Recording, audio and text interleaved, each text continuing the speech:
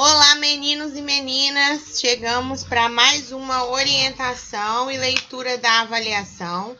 Estamos na última avaliação do ano, a segunda avaliação do terceiro trimestre. Essa avaliação ela tem um valor de 12 pontos, está disponibilizada na plataforma do Positivo On. A visão que você vai ter agora não é a mesma visão que você vai ter na hora de executar a sua prova, tá? Você pode fazer sua prova em até 3 vezes, você pode finalizar ela, tem 3 chances. E o conteúdo dela é referente ao volume 4 do nosso material. Bom, a questão 1, ela é uma questão de associação de colunas. Então, a gente tem na primeira coluna as letras A, B, C e D. E na segunda coluna, afirmações para você relacionar a primeira com a segunda. E aí a questão diz assim: existem diferentes tipos de florestas na Terra, associados a biomas específicos. Relacione os biomas a seguir com suas respectivas formações vegetais. Na primeira afirmação diz que a vegetação é constituída de árvores de grande porte, podendo chegar a 100 metros de altura. E você vai dizer se é a letra A, floresta pluvial, a letra B, floresta temperada, a letra C, floresta boreal, ou a letra D, floresta tropical. Na segunda afirmação, é também chamada de floresta caducifólia, pois algumas espécies apresentam queda das folhas durante o outono, voltando a crescer na primavera. Na terceira afirmação diz: em porções do sul e do sudeste do Brasil, a araucária é a árvore principal do estrato superior. E a última afirmação diz também pode ser chamada de taiga ou floresta de coníferas, formada por árvores de porte médio com baixa diversidade. Então, cada letrinha aqui vai corresponder a uma afirmativa da segunda coluna. Na questão 2, a gente também tem uma associação de colunas, porém, nessa questão, a gente trabalha com a letra A, o deserto gelado, e a letra B, deserto. Na segunda coluna, as informações vão dizer a respeito ou do deserto gelado ou do deserto.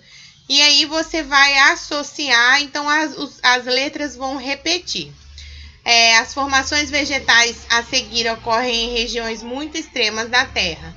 Relacione-as às suas respectivas características. Então, a primeira característica fala: localizada em altas latitudes, nos círculos polares ártico e antártico e em áreas acima de 5.000 metros de altitude. Na segunda afirmativa fala: podem estar espalhados por diferentes latitudes do planeta, pois o que caracteriza é a perda maior de água por evapotranspiração. Na terceira afirmação, fala que é a formação mais preservada do planeta, em função da dificuldade de fixação humana e da consequente escassez de recursos florestais, ocorrendo a exploração de recursos minerais no Alasca, Estados Unidos. A quarta afirmação diz assim: em algumas áreas são usados modernos sistemas de irrigação que garantem boa produtividade agrícola. E aí, a última afirmativa, ela está repetida aqui.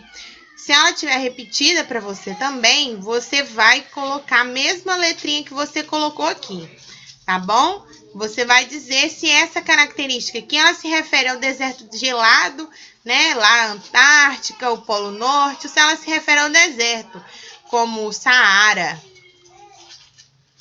A questão 3 diz assim: compare os mapas planisfério zonas climáticas da Terra e planisfério vegetação original. Note que eles estão em escalas diferentes, portanto, na comparação, deve levar em consideração os paralelos e suas latitudes. Então, aqui está o primeiro planisfério, a gente tem o planisfério aqui, ó, o mapa mundi, e identificado as zonas climáticas, né? De laranja entre os trópicos de Câncer e Capricórnio, a zona tropical ou intertropical. Entre os trópicos e os círculos polares, a zona temperada ou subtropical. E entre o círculo polar e nos círculos polares, a zona polar, né? Então, aqui a gente consegue, por exemplo, identificar o Brasil, a África, a gente consegue identificar os continentes e identificar em qual zona climática que eles estão situados. No planisfério de vegetação original, a gente vai ter, apesar da escala estar diferente do mapa anterior, o mesmo plano, né, o mapa mundi, e aí eu vou ter as cores nos continentes, identificando a vegetação original daquela região. Então, a gente consegue ver aqui, ó, nesse marrom aqui, a floresta de coníferas, aqui no extremo norte da América também. Aqui, ó, próximo ao deserto do Saara, o deserto e as pradarias. E aí, comparando os mapas em relação às afirmativas abaixo, assinale V para as alternativas verdadeiras e F para as falsas. Na letra A diz assim: os fatores que definem a distribuição da vegetação pela superfície da Terra são a hidrosfera e a litosfera. Na letra B diz que a vegetação, de modo geral, assim como as zonas climáticas, também se distribui em faixas, como, por exemplo, a floresta tropical, que se encontra nas mesmas latitudes da América do Sul, África e Sudeste Asiático. Na letra C, diz que os contornos das formações vegetais não seguem com precisão os paralelos de latitudes, pois fatores locais, como o tipo de solo, a altitude e a disponibilidade de água, podem dar-lhes outros contornos.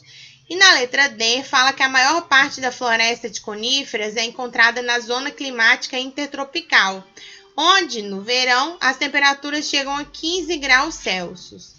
Na letra E, diz que o grande deserto do Saara, na África, situa-se ao mesmo tempo na zona climática temperada e intertropical. Então, para cada afirmativa, é necessário que você analise o que ela diz e vá até os dois mapas verificar. E aí você consegue dizer se é verdadeiro ou se é falso. A questão 4 diz assim: explique por meio de um exemplo como um ou mais fatores naturais podem influenciar na presença de um tipo de formação vegetal. Nós vimos durante os nossos estudos que para que uma vegetação aconteça, existem alguns fatores determinantes. Eu peço para você explicar de que forma que eles vão influenciar nisso. A questão 5 pergunta o seguinte: como o uso de imagens de satélite pode auxiliar na proteção das florestas? Nós vimos e estudamos sobre o sensoriamento remoto na floresta amazônica, quanto que ele é importante para acompanhamento, né, do desmatamento, o acompanhamento da invasão das fronteiras. E aí nós vimos todas as formas que é importante essas imagens de satélites auxiliam. E aí você vai dizer para mim isso aqui, essa importância. Bom, a questão 6, então, diz o seguinte: resolva as questões com base nas afirmativas a seguir. E aí informa: há algum tempo, as preocupações ligadas ao relacionamento sociedade-natureza, bem como os prejuízos causados pelo homem ao meio ambiente natural, são pauta de muitos eventos, reuniões, conferências e acordos internacionais liderados pela ONU. Sobre essa conjuntura, afirma-se: 1. Em 1972, realizou-se em Viena a primeira Conferência Mundial do Meio Ambiente. 2. Movimentos ecológicos e entidades de proteção ao meio ambiente têm sido criados, tais como WWF, Fundo Monetário para a Natureza, o Greenpeace e a SOS Mata Atlântica. 3. A ONU lançou o relatório Nosso Futuro Comum, que incorpora o conceito de desenvolvimento sustentável. E 4. A Conferência Rio+20 enfatizou a necessidade de a população mundial modificar seu modelo de consumo atual, independentemente do grau de riqueza nos diferentes países. Dessa forma, você vai me dizer quais dessas 4 afirmativas estão corretas. Ao identificá-las, você vai marcar a letra que representa as alternativas corretas. Na letra A diz que é 1 e 2, na letra B diz que é 1 e 4, na letra C diz que é 3 e 4, na letra D diz que é 1, 2 e 3, e na letra E diz que é 2, 3 e 4. Vamos para a questão 7, então. Em junho de 2012, foi realizada na cidade do Rio de Janeiro a Conferência das Nações Unidas sobre o Desenvolvimento Sustentável, a Rio+20. O objetivo desse encontro foi a renovação de compromisso político com o desenvolvimento sustentável, que apresenta como uma de suas propostas: letra A, evitar o uso de recursos naturais e de matérias-primas nas indústrias para não comprometer o meio ambiente. Letra B, investir em pesquisas sobre alimentos geneticamente modificados com a finalidade de acabar com a fome no mundo. Letra C, desenvolver economicamente todas as nações para que estas possam ter o mesmo padrão de consumo dos Estados Unidos. Letra D, atender às necessidades da atual geração, sem comprometer a capacidade das futuras gerações em prover suas próprias necessidades. E letra E, incentivar os países desenvolvidos a ampliar o setor agroindustrial para garantir que não faltem alimentos para os países subdesenvolvidos. Bom, aqui a gente tem apenas uma questão certa. Então, vocês vão ler e assinalar qual que é o objetivo, qual que foi uma das propostas que foram apresentadas na Rio+20. Na questão 8, a gente tem uma questão de verdadeiro ou falso e diz assim: sobre as principais conferências ambientais, assinale verdadeiro ou falso nas proposições. Na letra A, diz que um dos principais resultados da Rio+20 foi a chamada Agenda 21, cujo principal objetivo é elaborar uma proposta de ação que visa o desenvolvimento sustentável. Letra B, a primeira conferência ambiental no mundo ficou conhecida como Conferência das Nações Unidas sobre o Meio Ambiente e foi realizada em 1972. Na letra C, a Rio+10, também conhecida como Cúpula de Joanesburgo, foi realizada em 2002 na África do Sul. E na letra D, diz que o Protocolo de Quioto foi elaborado durante a Rio+20 e tinha por objetivo metas para a redução da emissão de gases de efeito estufa. Dito isso, cada afirmativa você vai assinalar se ela é verdadeira ou falsa. A questão 9, ela está relacionada às conferências realizadas pela ONU, voltadas para a questão do meio ambiente. E aí você vai correlacionar as colunas, né? A primeira coluna, de acordo com a segunda coluna. Então, a gente tem 4 eventos e quatro descrições do evento para você assinalar. Então, o número 1 é o Eco 92, o 2 é o Rio+10, o 3 é o Rio+20 e o 4 é a Conferência de Estocolmo. Então, diz que realizada em 1972 na Suécia, foi a primeira conferência ambiental feita no mundo. Você vai dizer se foi a 1, a 2, a 3 ou a 4. A segunda, realizada em 2002 na África do Sul, promoveu debate sobre a preservação do meio ambiente e questões de cunho social. A terceira, realizada em 2012 na cidade do Rio de Janeiro, teve como principal objetivo reforçar o compromisso dos estados com a sustentabilidade.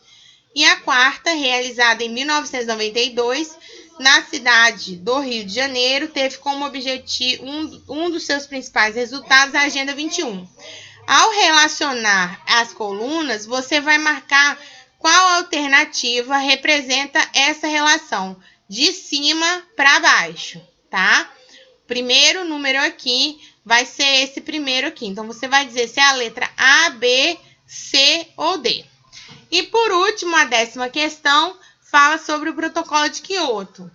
Dados do Protocolo de Quioto indicam que, em 1990, países como Alemanha, Áustria, Canadá, Estados Unidos da América, Federação Russa, Reino Unido da Grã-Bretanha, Irlanda do Norte, França, Itália, Japão e Polônia eram responsáveis por cerca de 87% das emissões de CO2, gás carbônico, na atmosfera. Em relação a esse protocolo, é correto afirmar. Então, eu tenho 5 sentenças e você marcar qual a sentença que fala corretamente sobre o protocolo de Kyoto. Letra A diz que o protocolo de Kyoto representa uma grande inovação nas políticas globais para o meio ambiente, pois, além de fixar uma meta de redução sobre os níveis de emissão de gases na atmosfera, cria um sistema de créditos de emissões entre países. Letra B. O protocolo de Kyoto determina a todos os países que, em curto prazo, estes reduzam os níveis de emissão de gases responsáveis pelo efeito estufa no planeta. Letra C. O protocolo de Kyoto estabelece os mesmos níveis de emissão de gases, conforme os padrões de industrialização, bem como o modelo energético adotado pelas economias nacionais. Na letra D, fala que o protocolo de Kyoto tem como meta reduzir a industrialização no mundo.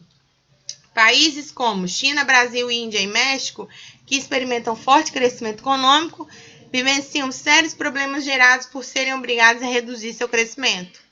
E na letra E, fala que o protocolo de Kyoto resultou de negociações da Convenção sobre Mudanças Climáticas Globais, que foram fruto de um acordo liderado pelos Estados Unidos, tendo em oposição à União Europeia. Então, uma dessas afirmações está completamente correta em relação ao protocolo de Kyoto. Encerrando aqui, eu desejo a todos uma boa prova.